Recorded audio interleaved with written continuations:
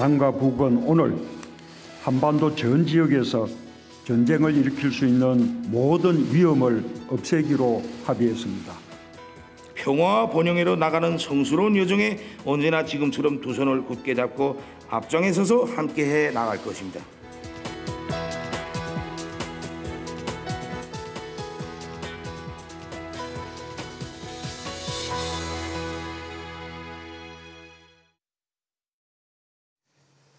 네, 지금부터 남북 정상회담 오늘 특집 방송 이어서 전해드리도록 하겠습니다.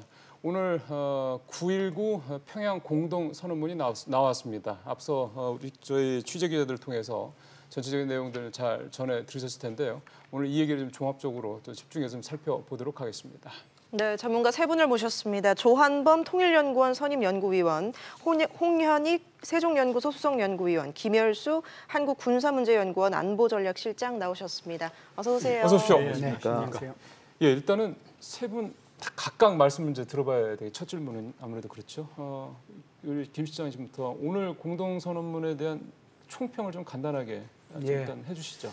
아무래도 이제 저는 뭐 선생님 출신이니까 학점으로 이제 얘기하는 게 좀 편하고 좋을 좋네요. 것 같아요. 예. 그래서 기대됩니다. 국어하고 산수로 나눠서 얘기하는 게 좋을 것 같습니다. 그래서 전체적으로 한반도의 관계 진전 그리고 군사적 긴장 완화 및 전쟁 위험 방지 이 부분에 대해서는 A 학점을 줄 수 있고요. 북한의 비핵화 문제는 B- 정도 줄 수 있다라고 생각을 합니다. 북한의 비핵화 문제가 조금 더 지금까지 나온 것보다는 진전된 내용이 나오기를 기대했는데 그것보다는 조금 약했던 것 같아요. 물론 김정은 위원장이 자기 스스로 발표하는 그 마지막 공동성명 발표문에서 자기 입으로 처음으로 핵 없고 핵 위협 없는 뭐 평화라고 하는 말을 처음으로 하긴 했죠. 그럼에도 불구하고 내용상으로 보면 크게 진전된 내용이 없어서 아쉽다는 생각이 듭니다. 예. 자, 이번에는 조 의원님 말씀. 예, 우리 김열수 선생님 말씀 중에 이제 비제로는요. 요즘처럼 학점이 인플레이션 됐을 때는 낮은 학점인데 옛날에 저희 학교 다닐 때는 높은 학점입니다. 그래서 제가 보기에는 어려운 환경에서 무난한 의미 있는 합의를 이끌어냈다 이렇게 볼 수 있고요. 일단 뭐 예상했던 대로 남북 관계는 지금 대북제재 국면 때문에 확고한 의지를 담되 구체성은 좀 결였다고 볼 수 있고요. 눈에 띄는 대목은 비핵화보다 오히려 군사 분야입니다. 그래서 사실상의 남북 간의 법적 효력을 갖는 종전선언에 해당하는 행위가 지금 이루어졌다. 표현이 그렇게 안 됐을 뿐이지. 예, 저는 그렇게 보고요. 네. 비핵화는 뭐 김열수 선생님 말씀처럼 여러 가지 한계는 있지만 일단 남북 정상 간에 최초로 비핵화를 의제로 채택했다는 점. 두 번째 합의문에 애둘러서 설명이 돼 있지만 일단은 사찰을 받겠다는 의지는 들어 있고요.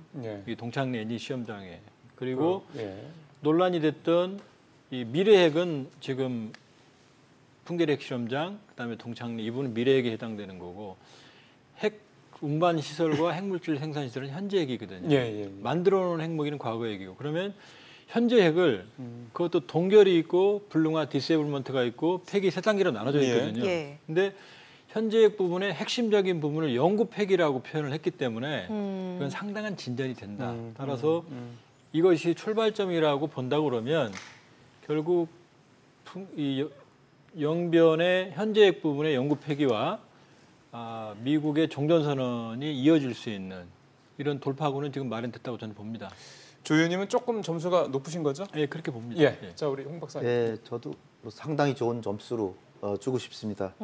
한반도 긴장 완화와 전쟁 위험 방지 이거는 거의 종전선언 수준을 넘어서 평화협정 수준까지 도달했기 때문에 트럼프 대통령이 종전선언을 더 이상 안 해주는 명분을 상실할 정도다.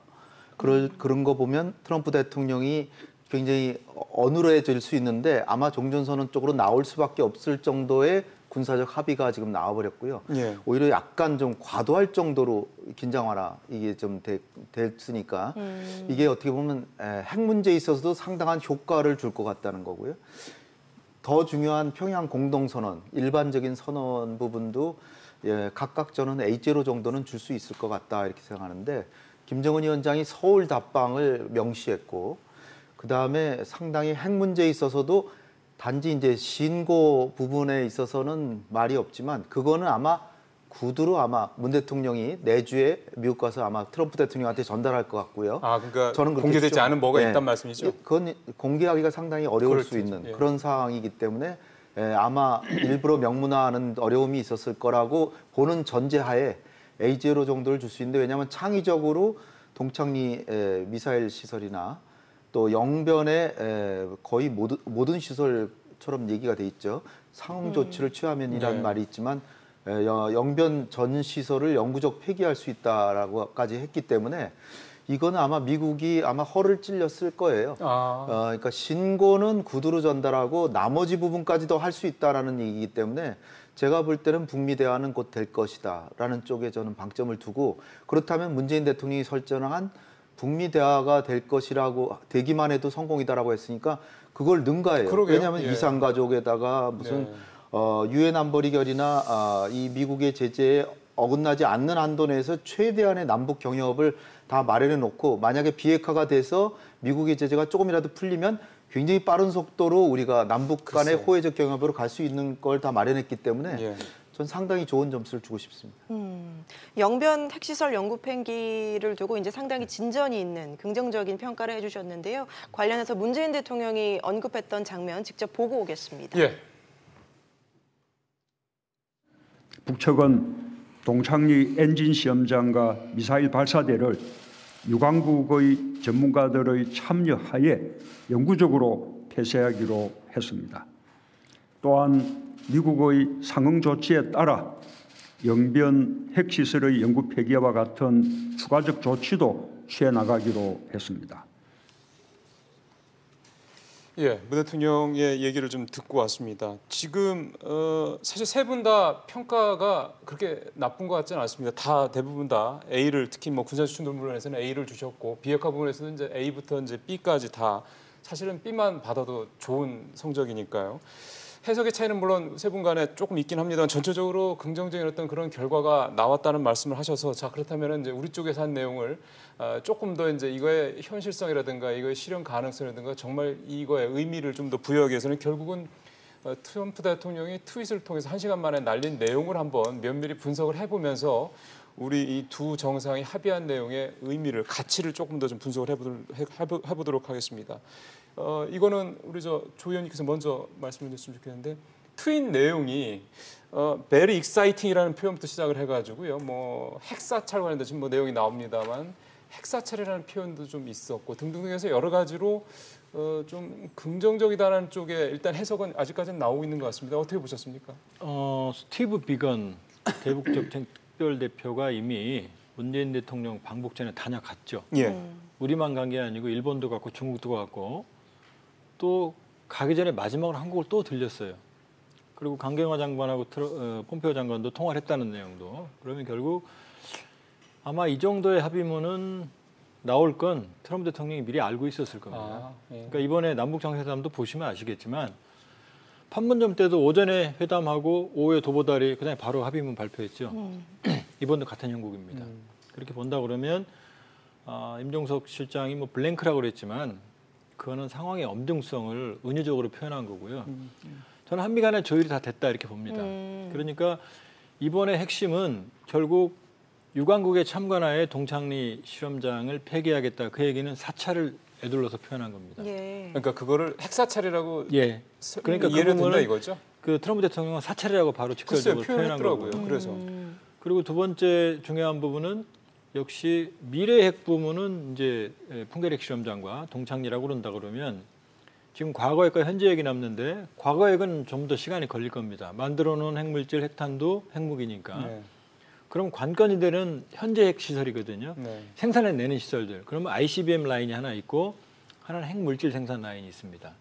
그런데 핵물질 생산 라인이 가장 주요한 것들이 한 80% 정도 영변에 있거든요. 네. 원자로, 농축시설, 제철시설. 농축시설은 지금 다른 쪽에도 있는 것으로 거의 기정사를 되어 있지만 그러나 그럼에도 불구하고 현재 핵시설의 핵심 부분을 폐기한다는 얘기는 이게 바로 정영일 실장이 했던 비핵화의 실현적 조치, 실질적 조치. 그다음에 네. 문재인 대통령도 가시기 전에 분명히 현재 핵이라는 표현을 썼거든요. 네. 따라서 이 부분은 한미 간에 상당한 의견 조율이 된 합의라고 볼 수 있어요. 그러니까 네. 이걸 가지고 트럼프 대통령을 설득하는 게 아니고 이 정도의 합의의 얼개는 이미 합의가 됐고 그러면 트럼프 대통령, 문재인 대통령이 이제 다음 주에 만나죠. 그러니까요. 유엔에서. 그러면 그 다음 수순은 이제 폼페이오 장관이 방북을 할 거고 아, 그렇죠. 남는 건 이제 북미 간의 2차 정상회담인데 정상회담일 거고. 여기서 종전선언이 없다 그러면 둘이 만날 일이 없습니다. 그렇죠. 그렇기 때문에 종전선언과 북한에 상응하는 비핵화 조치 이게 등가물로 교환될 개연성이 상당히 높은 거고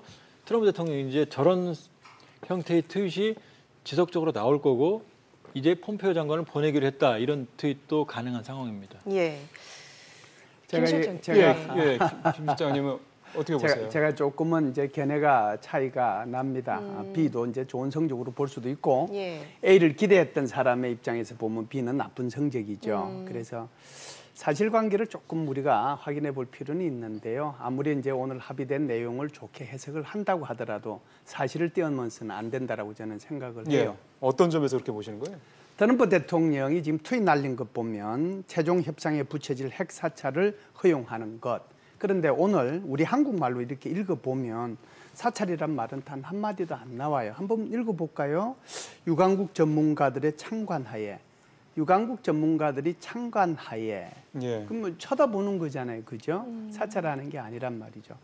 우리 풍계리 핵실험장 폐기하는 대로 다시 한번 우리 기억을 더듬어 가볼 필요가 있는데요. 5월 25일 날 그 풍계리 핵실험장 폐기할 때 세계 5개 나라의 기자들 참여해가지고 그들이 참관하에, 그죠? 네. 기자들의 참관하에 그걸 이제 폭파시켰잖아요. 그럼 지금 이것도 보세요. 여기에 지금 유관 전문가들의 참관하에 이제 여기에 이들이 가가지고 여기에 인스펙션 한다는 말은 없단 말이죠. 그런데 트럼프 대통령은 자기 트윗에 인스펙션을 날렸어요. 근데 이분의 성품상 충분히 이 단어를 쓰리라고 예상은 하죠. 왜 그러냐면 설령 참관하에 이 말이 나왔다고 하더라도 트럼프 대통령은 이것을 조금 더 과대 포장할 시점이 되었다라고 생각하기 때문에 그렇다. 그래서 사실관계를 바로잡을 필요가 있고요. 첫 번째는 두 번째는 그렇고요. 조금 얘기가 길어지긴 했는데 우선 잠시만 얘기하고 다른 분한테 갔다가 다시 기회가 오면 조금 더 얘기하도록 하겠습니다. 우리가 풍계리 핵실험장도 그렇고 동창리의 엔진 연소 실험장도 그렇고 이 두 가지를 미국의 전문가들이 생각하는 것은 좀 다르게 생각하는 것 같아요. 미국의 전문가들이 보는 것은 풍계리 핵실험장 그거 폐쇄하긴 했는데 그거 원복시키려고 하면 뭐 금방이라도 원복시킬 수 있다라고 하는 거고요. 그다음에 지금 북한의 입장에서 보면은 6번 핵실험을 통해서 플루토늄과 우라늄, 정폭 핵 실험과 그리고 원자탄까지 수소폭탄까지 한 상태에서 통상 6번 핵실험하고 나면은 그 뒤로 지금의 미국이나 중국이나 러시아 뭐 이런 나라들이 하고 있듯이 다 시뮬레이션을 통해 가지고 퀄리티, 소위 말해서 이 핵무기의 질만 높이는 그런 것을 하고 있지 실제로 핵실험은 안 하고 있거든요. 그래서 그것이 무슨 의미가 있느냐, 어차피 필요 없는 거였다. 이렇게 이제 비판적으로 얘기하는 전문가들도 있다는 것을 말씀을 드리고요. 그 연장선상에서 이 동창리에 있는 엔진 연소장도 사실상 그 엔진 실험장이라고 하는 것 자체가 그걸 통해 가지고 만들어낸 것이 백두산 엔진이라고 하는 거거든요. 화성 14형, 화성 15형에도 이 백두산 엔진이 사용이 됐고 화성 14형에는 엔진 1개가 사용이 됐고 화성 15형에는 백두산 엔진 2개가 사용이 되었죠. 그래서요? 이 말은요. 2개 다 실험해서 성공했습니다. 발사에.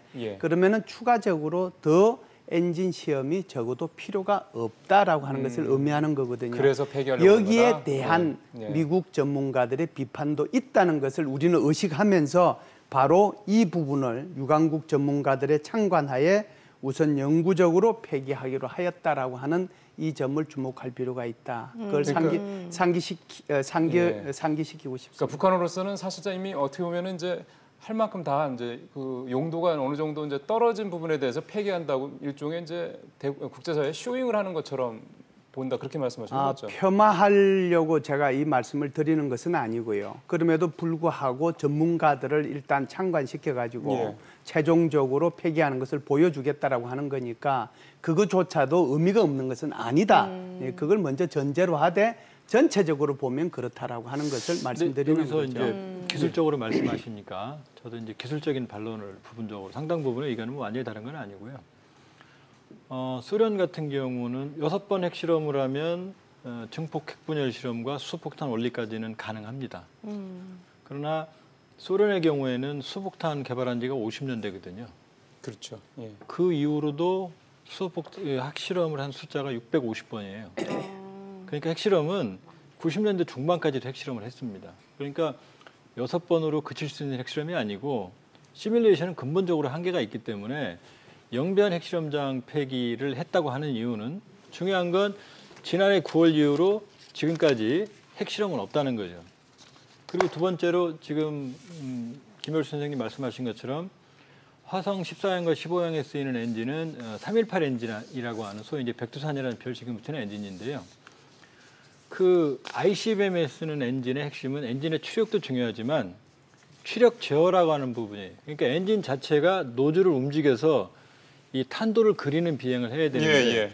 북한은 그 실험을 한 번도 안 해봤어요. 그러니까 추력만 확보했지 제어 기능까지는 실험을 해본 적이 없거든요. 그러니까 지금 만일에 엔진 시험장을 완전히 폐기한다고 그러면 지금 참관이라는 얘기는 기술적으로 오랜 시간이 걸리는 해체가 될 수도 있고 아니면 폭파하면 저건 풍계리하고 다르게 영원히 못 쓰게 됩니다. 그렇게 본다 그러면 엔진 시험장도 참관하에 폐기한다고 그러면 기술적으로는 상당 부분을 포기하는 겁니다. 그렇기 때문에 이 부분은 전문적인 의견 사이에서도 좀 이견이 있을 수 있다 이렇게 말씀드릴 수 있습니다. 예. 여기 한마디만 다른 저 측면에서 하고. 그냥 저도 한 말씀. 네네. 예, 홍 박사님 말씀 듣고 네, 김 소장님 그렇게 말씀 하시죠. 듣죠. 네, 다른 네. 측면에서 그렇게 하시죠. 보면 우리의 기대 수준이 그렇게 높을 수가 없었고 높지도 않았기 때문에 우리가 지금 핵 문제를 남북 간에 얘기한 것 자체가 일단 성공이고요.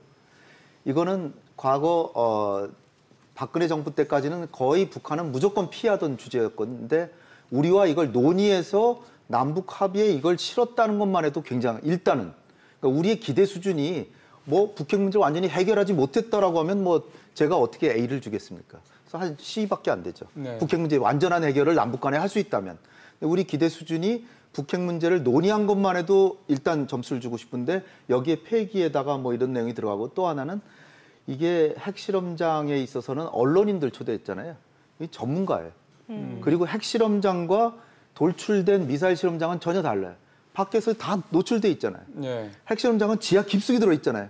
누구도 들어가 보지 않았어요. 그러니까 거기에 대해서는 좀 그렇게 좀 이의 제기가 있을 수 있는데 지금 이 합의에 있어서는 전문가들이 가서 보는 하에서 돌출된 부분을 폐기하는 거니까 이거 상당히 의미가 있다. 이렇게 그러면은 보여지고요. 트럼프가 트윗에서 얘기한 핵사찰이라는 거에 허용했다라는 거의 의미를 충분히 이 의견 상당히 받아들일 수 적용될 수 있다. 있다는 거죠. 예. 그러니까 중요한 점은 우리가 어디까지 할 수 있냐를 그 100점으로 보고 거기에 몇 프로를 달성했냐를 봐야지 왜 문재인 대통령 가서 북핵 문제를 완전히 해결하지 못했느냐 이런 식으로 만약 점수를 100으로 놓고 본다면 점수는 달라지는 거죠. 과거에는 아예 얘기조차 못했던 부분이에요. 예, 근데 예. 중요한 것은 문재인 대통령이 그래서 오해를 막기 위해서 가시기 전에 북미 대화가 재개되기만 해도 성공이다라고 했는데 그건 훨씬 뛰어넘는다는 거죠.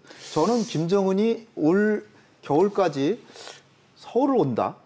이야, 이건 우리가 상상을 초월하는 거예요, 사실. 이 하나하나 이 그 군사적 합의 내용도 어떻게 보면 좀 지나칠 정도로 긴장 완화가 되는 게 아닌가 할 정도로. 예. 그러니까 제가 볼 때는 상당히 우리의 기대 수준은 만족하고 있다. 예, 알겠습니다. 자, 우리 예. 자칫 잘못하면 우리 시청자분들께서 야, 저 김열수 박사는 나와가지고 오늘 한 거 잘못됐다고 온통 얘기하는구나. 그렇게 오해하실까봐 그런 뜻은 아니다라고 하는 걸 미리 말씀을 드리고요. 그럼에도 불구하고 조금 더 진전된 합의가 나왔으면 좋았을 거라는 그런 아쉬움 속에서 이 말씀을 드리는 거니까 오해하지 마시고 들으시기를 들으시면 예. 좋겠습니다. 한번 보시죠. 우리가 참관하다라고 하는 거하고 인스펙션, 조사하고 검사하다라고 하는 것은 한국말로 해도 그냥 머릿속에 딱 떠오르잖아요. 참관하다는 것은 가서 수업 참관 이렇게 보는 거예요. 수업하는 거 뭐 이렇게 하는구나. 그냥 참관만 하는 것이 아무것도 못 하는 거거든요. 줄 폴리스 라인 딱 쳐놓고 나서 그거 그대로 이렇게 보고 그냥 오는 거예요. 그런데 인스펙션 한다라고 하는 것은 실제로 그것이 어떻게 됐는지 일일이 가서 조사를 한다는 의미가 있거든요. 그래서 제가 이제 좀 전에 말씀드렸다시피 여기는 참관이라는 표현이 쓰였다라고 하는 거고 트럼프 대통령은 이것을 인스펙션이라고 영어로 썼어요. 그래서 여기에 차이가 있다는 것을 말씀을 드리는 거고요. 두 번째는 우리가 작년도 9월 3일 날 북한이 제6차 핵실험을 했을 때 그때 지진 규모로 봤을 때 우리 한국에서는 이제 5.8이라고 그랬고 그다음에 중국하고 미국에서는 이것을 6.2 규모라고 그랬거든요. 그것이 규모로 보면 폭발력 규모로 보면 하나는 50K고 하나는 200K예요. 그것이 50K로 나오든 200K로 나오든 수소폭탄급이에요. 그러면 그 뒤로는 계속해서 핵실험을 할 필요가 있느냐 하는 문제가 근본적으로 등장을 하는데 파키스탄 같은 경우는 6번 핵실험하고 나서 지금 안 하고 있거든요. 그래서 이제 그런 차원에서 제가 말씀을 드리는 거고 이해를 같이 이제 뭐 오늘 토론을 보시면서 이해를 하시라고 제가 말씀을 드리는 거지 폄하하려고 하는 것은 전혀 알겠습니다. 아니다. 뭐 그렇게 아마 보시는 시청자분들 제가 한 말씀만 더 드릴게요. 그렇다면 이제 6월 12일 북미 간의 합의, 역사적인 핵 합의가 이루어질 거라고 생각했잖아요. 당시에 나온 게 4개 항이었어요. 1항은 북미 관계 정상화, 2항은 한반도에 있어서의 항구적인 평화체제 구축, 3항은 북한의 한반도의 완전한 비핵화를 위한 노력, 4항은 유해 송환, 4항은 북한이 상당 부분 이행해서 미국도 만족하고 있죠. 자, 북한은 하나를 했어요. 4개 항 중에 하나를 완전히 했어요. 3항 중에서도 핵실험장 폐기라든지 엔진 실험장 해체, 그리고 핵과 미사일 실험을 안 하고 있어요. 상당 부분 했다라고 볼 수 있죠. 물론 아주 중요한 건 안 하고 있어요. 그러나 했잖아요. 미국이 해야 될 게 1항, 2항인데 1항, 2항에서 미국이 한 게 뭡니까? 왜 한국에서는 도대체 미국은 아무 비판을 안 해요. 저는 정말로 의아한 게요. 트럼프 대통령이 6월 12일 날 저는 이거 굉장히 불안전한 합의다. 굉장히 미완성이다. 이거 가지고 어떻게 북한의 행동을 하길 원하느냐 이렇게 많이 비판했어요. 그런데 트럼프 대통령은 아주 완벽하고 정말 잘된 합의라 그랬어요. 그랬는데 트럼프 대통령이 해야 될 1항과 2항에서 뭘 했습니까? 저는 그래서 이걸 공정하게 봐야 되는 거예요. 아무리 미국의 국력이 북한보다 수백 배 강하다고 하더라도 그렇게 합의를 하고 만족했다 그러면 미국도 성의를 보여야 되는데 평화협정은 고사하고 평화협정의 첫발이라고 하는 종전선언도 어마어마한 걸로 생각하면서 한 걸음도 안 가고 있잖아요. 무슨 말씀인지 알겠습니다. 알겠습니다. 오늘 이제 문재인 대통령이 영변 핵시설 연구 폐기를 언급하면서 앞에 수식어를 붙였습니다. 미국의 상응 조치에 따라 이건 어떤 의미가 있는 걸까요? 그러니까 북한이 우리 특사들한테 이미 속내를 김정은이 얘기했잖아요. 뭐라고 했냐면 나도 할 만큼 많이 했다. 5가지나 했다. 미국도 한 가지 했죠. 한미연합훈련을 대규모 훈련을 안 한다 그랬는데 폼페이오 장관 가지 말라 그러면서 나온 얘기가 뭡니까? 미국은 그 한미연합훈련 다 시작해야 되겠네. 지금 벌써 뉴스 다 나왔잖아요. 11월 달에 무슨 훈련, 뭐 12월 달에 무슨 훈련 할지도 모른다. 그랬잖아요.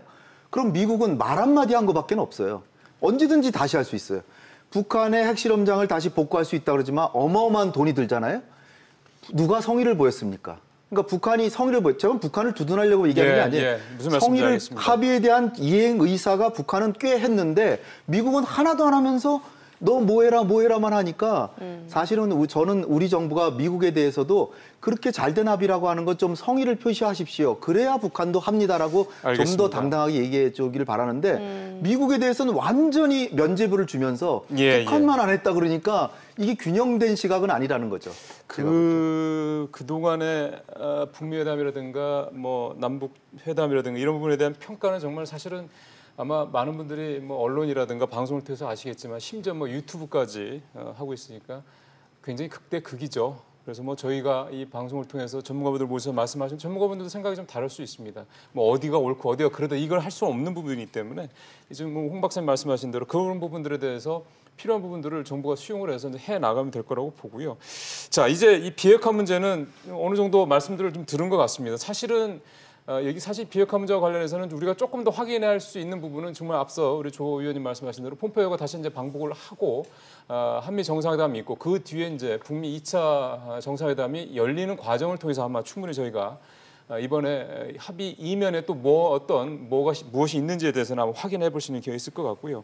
저희가 시간이 좀 사실 오늘 넉넉하지 않기 때문에 다음 얘기를 좀 해봤으면 좋겠습니다. 두 번째 사실 합의 내용에서 중요하게 봐야 될 게 군사적인 부분에 대한 이 부분이라고 생각할 수 있겠습니다. 아까 우리 조 의원님께서는 사실상 뭐 종전선언을 한 거다라고 봐도 될 거로 얘기하고 어느 언론에서 그렇게까지 얘기를 하더군요. 사실상 불가침 협약을 한 거다 남북 간에 뭐 이런 얘기까지 평가를 하고 있었어요. 그 부분 아까 우리 실장님께서도 A를 주셨던 부분이잖아요. 예, 1992년도 남북기본합의서에도 분명히 나와 있습니다. 남북기본합의서는 합의서가 있고 3개의 부속 합의서가 있는데 남북 교류, 그다음에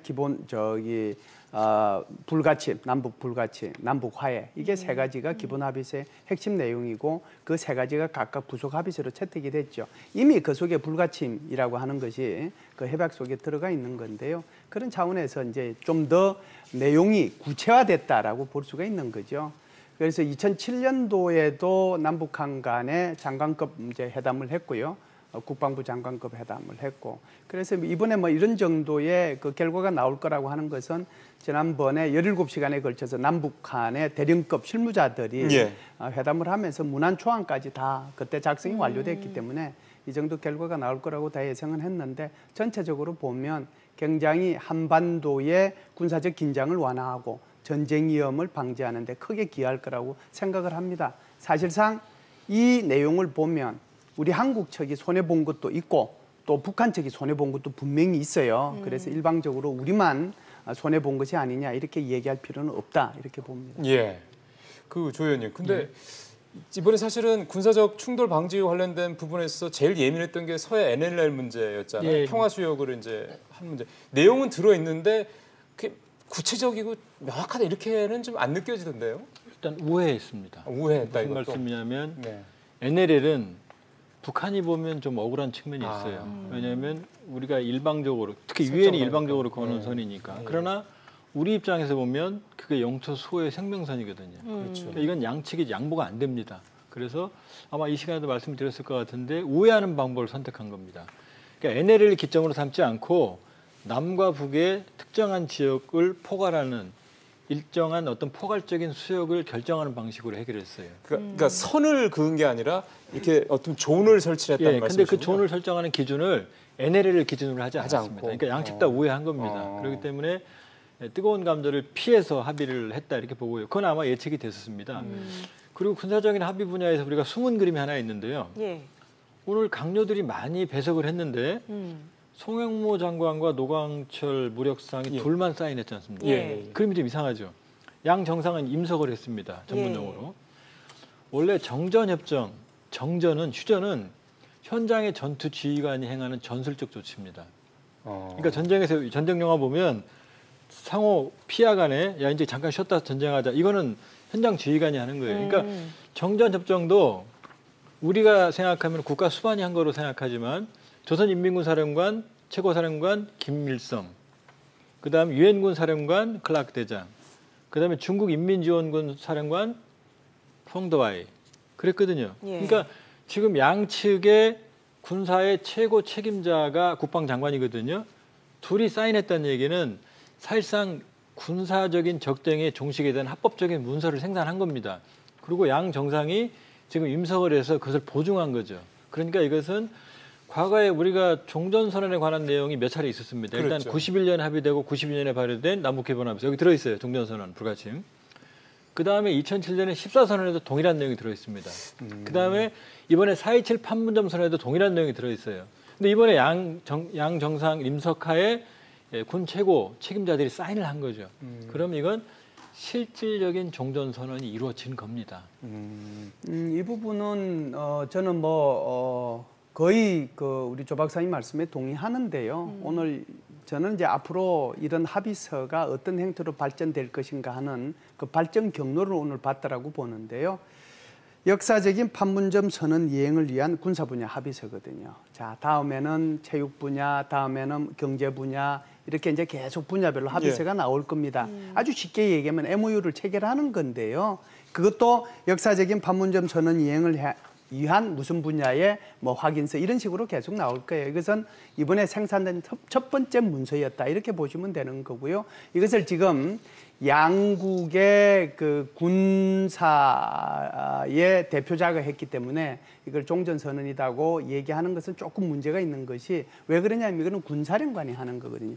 군복을 입은 사람이 하는 거지 군정을 책임지는 사람이 사인하는 게 아니에요. 그래서 그런 차원에서 보면 이것은 이제 이 주체 간의 문제를 조금 더 따져볼 필요는 있다 이렇게 봅니다. 예, 알겠습니다. 제 생각은 종전선언보다도 오히려 조금 더 나간 게 아닌가. 종전은 상징적인 행위라고 지금 북한은 그러고 있거든요. 근데 이게 평화협정에 들어갈 내용이 상당 부분이 들어가 있는 게 평화를 이루기 위한 방법론에 있어서 상당히 구체적인 내용들이 여러 가지가 있어요. 완충지대에서도 설정했고 평화, 이게 서해의 평화 수역과 공동어로 수역인데 이게 달라진 거는 시범적 공동어로 수역인데 이게 아마 서해 어민들은 굉장히 환영할 내용이라고 이제 보여지고요.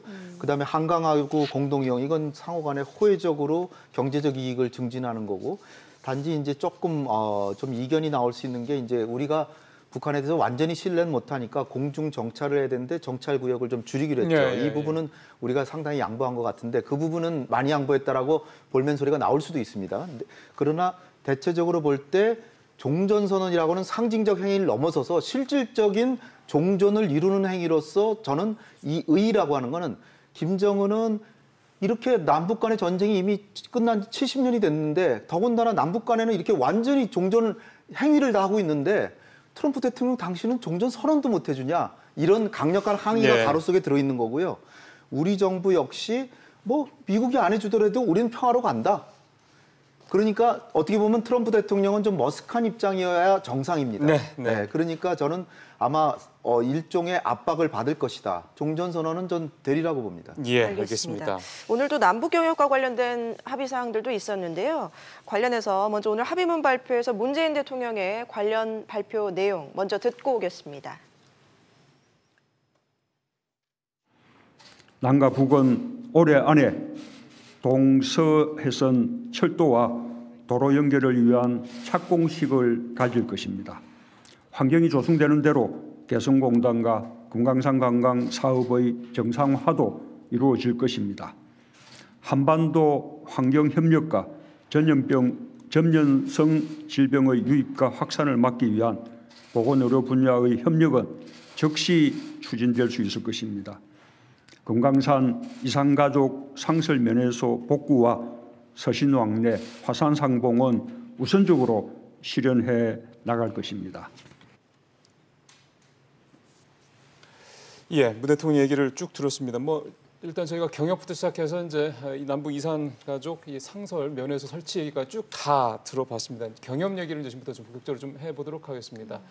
사실은 경협과 관련해서는 이번에 경제인들이 17명이 나가서 뭐 상당히 기대를 하긴 했었지만 항상 걸리는 게 지금 제재 상황에서 뭐 경협이 의미가 있겠냐, 뭐 얘기가 뭐 구체적인 얘기를 할 수가 있겠냐, 그냥 뭐 가서 얼굴 인사 정도 하는 거 아니야, 이런 사실 약간 기대치를 낮추는 그런 분석도 있었단 말이에요. 어떻게 보세요, 오늘 합의문 내용에서 봐서는? 지금 보면 4대 그룹 총수, 물론 현대는 아닙니다만 그분들 함께 밥 먹는 것도 어렵거든요. 근데 2박 3일을 거의 세계적인 기업의 총수들이 갔습니다. 맞습니다. 어마어마한 효과죠. 그런데 간 곳이 물론 이제 북한의 최고 그 경제 책임자인 경제부총리도 만났지만 양묘장을 갔거든요. 그게 무슨 의미입니까? 왜냐하면 양묘장은 산림협력은 대북 제재가 아닙니다. 그러니까 아주 고심 끝에 내린 행보라고 볼 수 있고요. 근데 지금 보시면 아시겠지만 첫 번째 그림 중에 우리 김동연 경제부총리 안 갔죠. 뭐 추석 물가라고 그러지만 이 중대한 상황에 지금 정말로 남북경협이 물꼬를 쓴다면 가야죠. 그다음에 장하성 정책실장도 안 갔죠.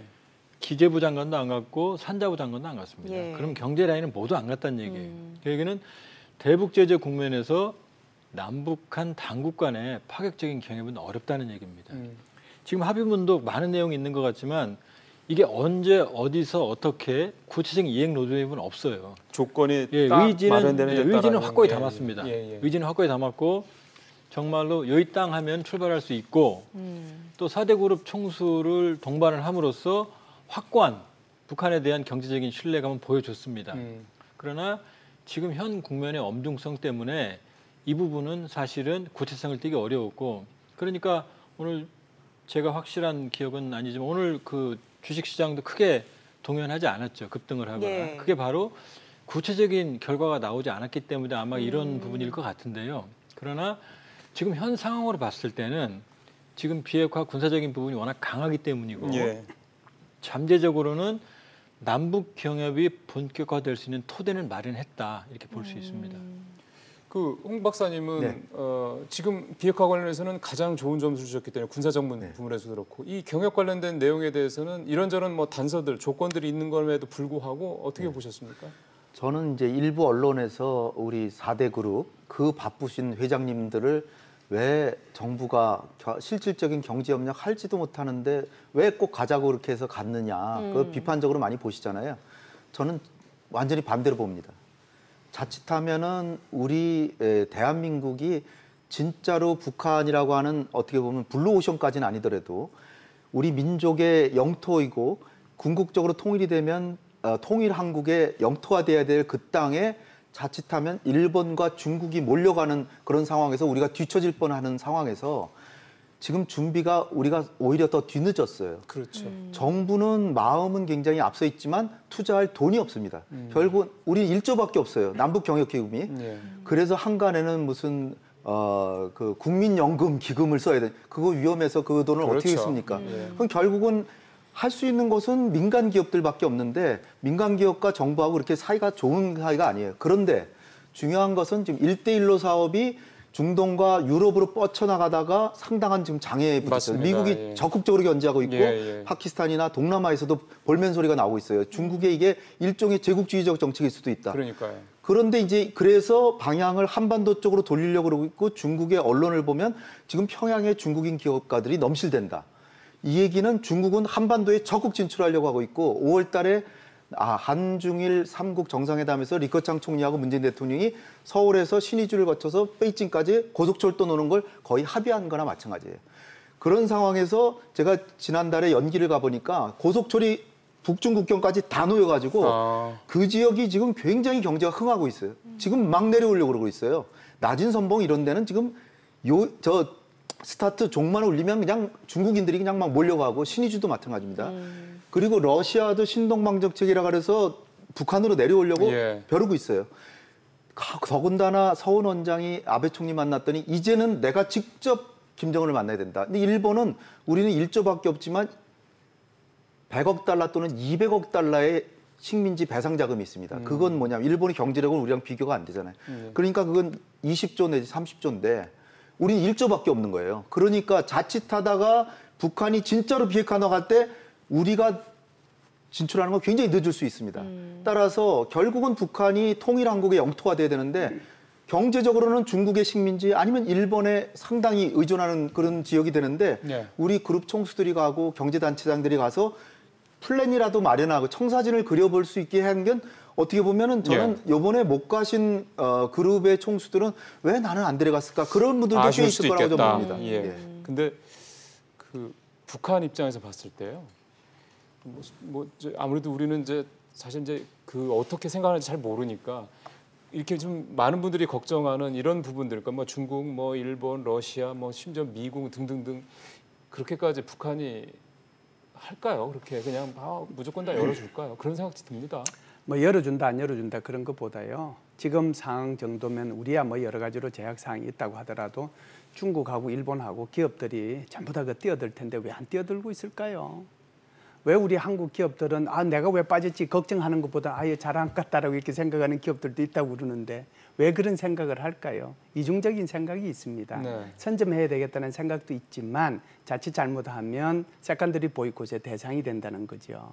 그래서 여러 가지 이제 고민들을 할 수 있는 건데 그럼에도 불구하고 이 기업인들을 대거 동행해서 데리고 갔다는 것은 굉장히 큰 의미가 있다라고 봅니다. 저는 이제 주류 우리 경제부처 장관들은 빠졌지만 그래도 관련되는 이 SOC와 관련되는 장관들은 다 갔고요. 그러게요. SOC와 관련되는 공사의 사장들은 다 갔고요. 그래서 이들이 간 것은 앞으로 철도 도로뿐만 아니라 북한의 SOC에 대해서 우리가 투자하겠다라고 하는 북한의 미래 기대에 대한 그런 것들을 보여주기 위해서 갔다라고 보고요. 그리고 이제 4대 총수를 비롯해서 17명이 간 것도 바로 비핵화만 하면 우리 적극적으로 북한에 대한 민간 투자 이것도 가능하다라고 하는 것을 보여주기 위해서 간 거거든요. 그래서 정부 그다음에 공사 그리고 민간 기업들이 다 같이 가서 SOC와 북한의 민간 투자 거기에 대한 미래의 희망을 보여줬다라고 봐요. 여기서 좀 오해가 하나 있는데요. 북한의 지하 자원을 중국 자본이 다 점령했다. 그다음에 중국 경제가 북한을 집어삼킨다. 그건 오해입니다. 왜 그러냐면 북한이 정말로 무서워하는 국가는 우리도 아니고 미국도 아니고 중국입니다. 그래요? 가장 협력이 정도가 높은 나라 아닙니까? 중국은 북한 정권의 명운을 좌지우지할 수 있는 힘이 있어요. 김정남이라고 하는 이복형을 김정은 위원장이 죽여야 됐던 이유도 거기에 있는 거거든요. 그러니까 우리 생각에는 북중 관계는 아주 그러면 95년에 고난의 행군기에 30만에서 200만 명이 굶어 죽는 시기에 중국이 왜 안 도와줬고 북한은 중국에게 도움을 왜 청하지 않았을까요? 그러니까 지금 금년에 3번이나 북중 정상회담을 통해서 관계는 회복했지만 김정은 위원장이 바보가 아닌 이상 전적으로 경제권을 중국에 맡기지 않습니다. 김정은 위원장은 자기가 핸들링할 수 있는 남북 경협에 지금 핵심적인 축을 놓고 있고 중국과의 경협, 지금 홍 박사님 말씀하신 수계 배상금, 미국과의 관계 개선 이런 종합적인 그림을 그리고 있는 거지. 제가 김정은 위원장이라도 중국에 몸을 맡기진 않아요. 그건 자살행위거든요. 그렇기 때문에 지금 상황에서 본다 그러면은 지금 말씀하신 것처럼 4대 그룹 총수 내지는 대표를 동반한 건 우리 정부 입장에서는 현 상황에서 가능한 지금 말씀하신 것처럼 SOC는 대북 제재가 아니거든요. 그래요. 그러니까 김현미 장관도 간 거고 산림청장도 간 거고 이제 그런 숨어 있는 여러 가지 그림들이 있는 거죠. 그 이면에는. 이번에 그 철도 관련해서 문재인 대통령이 그러니까 연내 도로 철도 착공식을 하겠다라는 얘기를 하고, 근데 사실 그건 세리머니적인 측면에서 그러니까 실질적인 것보다는 상징적인 측면인 거고, 이 남측에 있어서의 어떤 인프라를 그러니까 뭐 도로든 철도는 그거를 북측에 이제 넘어가기 전까지죠. 그쪽까지 우리가 우리 돈 들여서 이렇게 손을 보고 뭐 하는 거는 큰 문제 없지 않습니까? 대북 제재가 아니고요. 모든 국제 제재에서 인프라는 제외입니다. 왜냐하면 인프라를 제재해버리면 민생이 안 되거든요. 근데 이제 디테일로 들어가면 예를 들어서 우리 쪽 작업을 하는 건 아무런 문제가 안 되는데 북한 쪽으로 자재가 반출되고 물자가 들어가고 그러면 이제 그때는 대북 제재라는 문제에 직면하죠. 그러니까 연내라 함은 연내에 대북 제재 국면이 완화가 될 경우에라는 전제라고 해석을 하시면 되는 거고요. 홍 박사님 말씀대로 경제는 못 막습니다. 이미 단둥과 훈춘까지 고속철이 와 있고 나진 선봉, 나진 핫산까지 러시아 철도가 와 있거든요. 그러니까 문재인 대통령의 동아시아 철도 공동체 구상은 그건 반드시 됩니다. 왜냐하면 경제적인 효과가 중국, 러시아, 북한, 우리 심지어 태평양 물류권에 있는 일본과 미국까지도 호혜적인 거기 때문에 모두에게 다 윈이다 이거죠. 아무도 손해를 보지 않습니다. 그렇기 때문에 경제적인 거대한 힘은 가능한 거기 때문에 하겠다는 의지가 들어있지만 그러나 시점은 연내라고 했지만 그거는 다른 용어로 바꿔보면 대북 제재가 해제가 된다면 이렇게 말씀드릴 수 있는 거죠. 네, 한 가지만 덧붙이면요. 8.15 때 대통령 경축사에서 남북 경협이 되면 30년 동안에 170조 원의 이득이 생긴다 그랬는데 그 근원이 되는 보고서가 대경제연구원에 나오는데 그 보고서에 따르면 30년 동안에 170조 중에 160조는 개성공단에서 나오는 거예요. 그러니까 거의 기업 17분의 16이 중소기업의 개성공단 재개로 나오는 거예요. 철도와 도로 연결은 우리한테는 4조 원의 이득이고요. 북한한테는 90조 원의 이득입니다. 따라서 제가 대한민국의 지도자면 개성공단 재개와 금강산 이런 부분에 총력을 기울이지 철도 연결 부분은 물론 해야 돼요. 장기적으로는 해야 되지만 그걸 맨 앞에 내세우지는 않겠어요. 그러니까 제가 볼 때는 미국을 적극 설득해서 개성공단을 빨리 재개하는 게 중단기적으로 지금 한국의 어려운 경제를 살리는 데는 개성공단 재개가 최고의 방책이다. 하나만 더 여쭤볼게요. 강조하고 싶습니다. 거기서 대외경제원이 기준으로 삼은 개성공단이라는 게 아시겠지만 개성공단이 원래 3단계까지 해서 2천만 평짜리의 이제 공단이었던 그렇죠. 거잖아요. 지금 1단계밖에 안 돼서 200만 평인가요? 그 10분의 1밖에 현재는 그렇습니다. 개발 안 된 상태고 그것도 지난번에 한번 그 개성공단 입주기업 협회 관계자분 얘기 들어보니까 그것도 사실 한 50-60%밖에 그 건물들이 안 들어섰다고 하더군요. 예, 예. 그러면 그거는 지금 있는 거 정도만 가지고 그렇게 계산이 나온다는 아니 얘기죠. 정협이 되면 물론 더 늘어나겠죠. 그러니까 그거까지 당연히 감안해서 더 늘어나는데 좀 설명을 드리면요. 지금 중단됐을 당시에 그 북측 종업원 숫자가 5만 4천쯤 됩니다.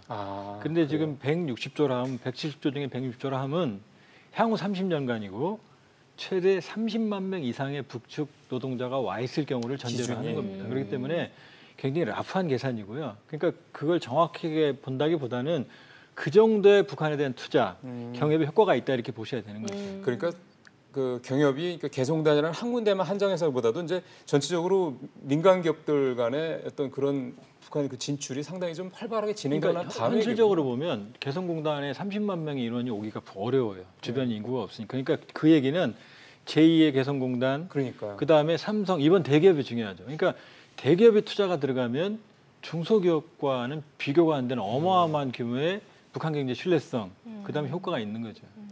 그러니까 이번에 지금 이렇게 사실은 개성공단 같은 경우도만 해도 뭐 아무것도 할 수 없는 상황이긴 함에도 불구하고 이 개성공단이라는 어떤 갖고 있는 어떤 그런 뭐 일종의 포텐셜, 이 잠재력은 좀 무궁무진하다라는 거를 그 내용을 봐도 좀 충분히 좀 이해를 좀 할 수가 있겠습니다. 이제 뭐 저희 이제 시간이 많지는 않아서요. 다음 내용으로 좀 넘어가도록 하겠습니다. 가장 많은 어떻게 보면은 좀 실향민 분들 같은 경우는 가장 기대를 했던 부분이 바로 이제 이산가족 상봉 관련된 이 부분이 아닐까 싶거든요. 상설 협의, 상설 면회소 이거는 어떻게 좀 평가를 해야 되겠습니까? 예, 금강산에 상설 면회소 지어져 있죠. 건물은 있을 뿐이잖아요. 네, 지금까지 이제 운영을 안 하다 보니까 이제 수리를 좀 해야죠. 수리해서 이번에 아마 잘된 부분 중에 하나가 바로 이제 이 부분일 텐데. 뭐 신청하신 분은 한 5만 7천 명 정도 되지만 1년에 돌아가시는 분이 한 4,700명 정도 되잖아요. 또 지금 연세가 80세 이상 드신 분이 뭐 69%, 뭐 70% 그 정도 되니까 몇 년만 지나면 신청하신 분 모두가 돌아가시게 된다는 거죠. 그렇죠. 그래서 이분들이 돌아가시기 전에 이런 부분들을 갖다가 좀 완화하고 해결해 주는 게 굉장히 필요하죠. 그러면은 이제 이산가족 상설 이런 면회소를 통해 가지고 수시로 만나게 할 수도 있고 또 중요한 것은 누가 살았는지 안 죽었는지 생사에 대한 확인 문제 이것도 굉장히 중요하지 않겠어요. 그리고 이제 뭐 동영상이라도 예, 화상 통화도 가능하게 하겠다고 또 그랬고요. 편지도 주고받고 뭐 더 발전이 되면 자기가 태어난 곳 이렇게 한번 가서 보시고 돌아가시는 것이 좋지 않겠어요? 예, 그래서 예. 인도주의적인 차원에서 굉장히 진전된 뭐 내용의 합의가 이루어졌다 이렇게 볼 수 있습니다. 근데 이제 다소 아쉬운 부분 지적들이 뭐냐면 왜 다음번 상봉 날짜가 안 잡혔느냐 구체적으로요. 이런 부분인데요. 왜냐하면 북한에 딜레마가 있어요. 우리야 상봉을 할 때 자연스럽게 이동을 하고 본인들 비용으로 본인들이 모두 하는데 북한의 운송 수단이 불비해 있고 경제력이나 그러면 전국 각지에서 인원들을 모으고 평양에 모으고 그분들을 먹이고 입히고 재우고 이동하는데 국가적인 자원이 상당히 부담될 정도로 들어가거든요. 그러니까 북한의 이산가족 상봉은 그러니까 그렇군요. 이런 식으로는 좀 어렵습니다. 그러니까 이산가족 상봉을 위해서는 우리 쪽에 상당한 정도의 재정 지출이 필요합니다. 예를 들어 남북 협력 기금 같은 데서 그럼요. 북측에다가 제공해 준다 이거죠. 미국도 유해 발굴은 제재와 상관없거든요. 그러니까 이런 방식을 떠나서 북측 내부의 사정을 감안한다고 그러면은 이산가족 분야에서는 이번에 뭐 상당한 진전이 있지만 좀 더 파격적이고 창의적인 방안이 필요합니다. 가장 슬픈 얘기가 뭐냐면 이산가족 문제는 곧 해결된다 이 말이에요. 뭐냐면 김열수 선생님 말씀처럼 타 돌아가시면 해결되는 거거든요. 그러니까 이 문제는 좀 더 창의적이고 파격적인 그런 묘안이 필요합니다. 저도 이 부분은 그렇게 높은 점수를 주기는 어렵다라고 생각하는 게 무엇보다 중요한 거는 김열수 선생님도 얘기하셨지만 생사 확인이에요. 생사 확인이 왜 안 들어간지 모르겠어요. 행사 확인이 안 들어갔고 서신 교환도 없어요. 영상 편지 교환과 화상 상봉만 있는데 이게 과거에 노무현 정부 때도 이게 화상 상봉하고 뭐 이렇게 영상 편지할 때 우리가 돈을 이렇게 지불해 가면서도 했던 거 부분인데 그냥 서신 교환 그리고 전면적인 생사 확인 이게 들어갔어야 되는데 이게 빠졌기 때문에 제 기대 수준에는 약간 좀 못 미친다. 박사님은 왜 그렇다고 보세요? 예? 왜 그게 안 들어갔다고 보시는 거예요? 그러니까 김정은 위원장이 그만큼 적극성을 안 보인 거죠. 아. 이게 제가 볼 때는 무슨 행정적인 어려움 뭐 그런데 사실 지금 북한도 상당히 이 휴대폰이 600만 대가 될 정도로 전산화도 많이 됐고 한데 이 전모를 밝히는 것 자체를 꺼리는 거죠. 근데 여기 좀 강하게 얘기를 하셔가지고 이거를 관철을 했어야 되는데 좀 아쉬운 점이 있지만 그래도 진전은 상당한 진전이지만 기대 수준에 오히려 못 미친 부분은 이 부분입니다. 그러니까 뒤집어 놓으면 지금 북한의 그 일테면 리스트 순서가 어느 정도 이것만 보더라도 뭐가 북한이 지금 급하고 또 우선시하고 뭐가 조금 뒤로 밀리는지가 좀 볼 수 있는 그런 그러니까 내용이네요. 영상 편지 이번에 교환하려 그러면 북한이 아마 자재 뭐 비디오 촬영 기구 또는 그 영상 이거 그 화상 상봉하는 데가 고려 호텔인가 한 군데밖에 없어요. 지방에도 만들어야 됩니다. 그 약간 우리 도와줘야 돼요. 미군이 조 예. 박사님 말씀하셨듯이 미군은 유해송환 항구에 5천만 원씩 항구 발굴하는데 사실 5천만 원이나 들겠습니까? 미국인들이 인건비를 기준으로 해서 자기들은 5천만 원씩 그 사망한 사체 항구에 5천만 원씩 주면서 그렇게 지불하면서 우리가 만약 이거 하는데 거기다 대고 볼멘 소리 한다면 미국은 정말 채신머리 없죠. 예. 예, 또 오늘 합의문 발표에서 또 가장 주목이 됐던 것 중에 하나가 김 위원장이 이제 서울을 올해 안에 방문한다는 그렇죠. 내용인데요. 이게 어떤 의미가 있는 걸까요? 예, 지금까지 김대중 대통령, 노무현 대통령 그리고 이제 지금 문재인 대통령이 이르기까지 남북 정상회담은 총 5번 있었잖아요. 5번 있었는데 지난번 4.27 판문점 그때만 잠시 북한의 최고 지도자가 우리 판문점의 남측 지역에 잠시 내려와서 한 거지. 나머지는 다 이제 우리 대통령께서 올라가신 거잖아요. 맞습니다. 예. 지난번 5.16 때도 어떻게 보면 판문점의 북쪽 지역에서 판문가에서 한 거니까요. 그런 차원에서 보면 정말 북한의 지도자가 처음으로 서울을 방문한다는데 굉장히 큰 의미가 있는 거고요. 이 방문 자체만 저는 의미 있다라고 생각하지 않아요. 이제 대통령께서 이 말씀을 부연해서 설명하셨지만 여건이 된다면 빠른 시일이란 올해 내를 의미한다라고 얘기했잖아요. 그래서 올해 내로 해야 될 것들이 몇 개가 있어요. 아까 이제 우리 조한범 박사님께서도 말씀을 하셨지만 철도 도로 착공식도 올해 내로 해야 되고 종전선언도 올해 내로 해야 되고 김정은 위원장도 올해 내로 우리 서울을 방문하도록 돼 있다. 그러면 이 세 가지를 한번 묶어 보세요. 묶어 보면 올해 내로 김정은 위원장이 내려올 때 그때 종전선언도 가능하겠구나. 그런 생각을 그냥 어렴풋하게 할 수 있죠. 그래서 아까 우리 그 홍 박사님께서 말씀을 하셨지만 사실은 우리 대통령하고 김정은 위원장하고 오늘 회담할 때 1시간여 이렇게 회담을 했지만 아마 이것은 김정은 위원장이 트럼프 대통령한테 이것을 좀 부탁하는 그런 얘기들을 많이 했을 거고 우리 대통령대로 설득하는 그런 노력을 많이 했을 거예요. 문자화할 수 없고 발언할 수 없는 내용이 분명히 있을 거고요. 그걸 가지고 다음 주에 한미 정상회담을 하게 될 겁니다. 그래서 한미 정상회담의 결과로 만일 폼페오가 방북을 하고 그리고 나서 두 번째 북미 간의 정상회담이 있게 된다면 그것이 한국에서 있을 수도 있겠구나. 그런 생각을 해보고 기대를 해보지요. 그런 면에서 제가 비를 드린 겁니다. 조금 뭐 이런 생각이 문득 들었습니다. 갑자기 진지한 얘기하는데 왜 가벼운 그런 생각을 했느냐고 뭐 저를 질타하셔도 할 말은 없습니다만 이번에 정말 역대급 환영을 해준 거잖아요. 북측에서. 이제 우리 쪽에서도 상당히 이 프로그램 기획하시는 분들, 예를 들면 탁현민 행정관 같은 이런 분들은 상당히 고민스럽겠습니다. 만약에 이제 김정은 위원장도 아마 내외가 오실 가능성이 높은데 그럴 경우 우리가 어떤 식으로 우리는 사실 길에다 이렇게 시민들 세워서 할 수 없지 않습니까? 아마 자발적으로 나올 겁니다. 자발적으로. 보고 싶어서 그건 큰 문제 안 될 것 같고요. 지금 김열수 선생님이 중요한 말씀을 하셨는데 지금 올해 안에 상황의 진전이 없으면 남북 정상회담 못 하죠. 그렇죠. 그리고 김정은 위원장이 여러 여건상 뉴욕 가기도 어렵죠. 네, 맞습니다. 그러면 서울에 온다고 그러면 여기에서 종전선언이 이루어질 가능성이 매우 높죠. 그렇기 때문에 아마 트럼프 대통령 중간선거 임기 일정을 고려한다면 트럼프 대통령 입장에서는 10월 말은 좀 늦고 10월 중순이나 20일경까지는 마지노선이 파격적인 종전선언과 북한의 정말로 화끈한 비핵화 조치가 맞바꿔진다고 그러면 트럼프 대통령 최대 성과거든요. 그러니까 빠르면 10월 중순에 서울에서 김정은 위원장과 트럼프 대통령을 동시에 볼 수 있는 상황입니다. 그러니까 그거는 이제 미국 쪽 현재 정치 일정, 그러니까 중간 선거를 감안해서 어차피 중간 선거는 이전에 성과를 보여야지 자기 선거에 효과가 있을 테니까 이제 그런 계산하에서 말씀하시는 거죠. 알겠습니다. 홍 박사님은 김정은 위원장의 답방 글쎄요. 네. 어떤 의미를 어떻게 이해를 저도 하십니까? 이제 걱정되는 게 김정일도 아마 서울에 오고 싶어는 했을 거예요. 근데 신변 안전의 경호가 보장이 안 되는 거죠. 저도 참 가슴 아픈 게 우리 대통령은 평양에 가도 신변 안전에 그렇게 별 위험성을 덜 느끼시는데 북한의 지도자는 서울에 오면 과연 내가 무사히 돌아올 수 있을까 걱정하고 있을 거라고 저는 추측해요.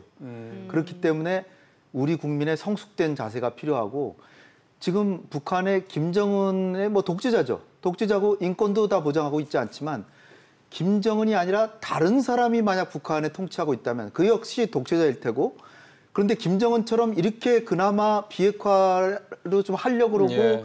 그 나름대로 개혁 개방하려고 생각할까요? 그렇다면 우리 국민들이 뭐 김정은을 따뜻하게는 환영 안 하더라도 적어도 반대 시위 같은 거는 안 해주시는 게 저는 좋지 않을까 부탁의 말씀을 드립니다. 알겠습니다.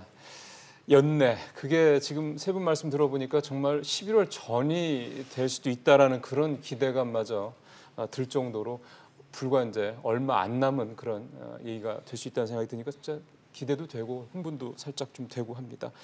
오늘 남북 정상회담이 2차 회의를 갖고 9.19 평양 공동선언 발표한 내용을 중심으로 해서 오늘 세 분과 함께 얘기를 나눠봤습니다. 오늘 세 분 말씀 잘 들었습니다. 고맙습니다. 고맙습니다.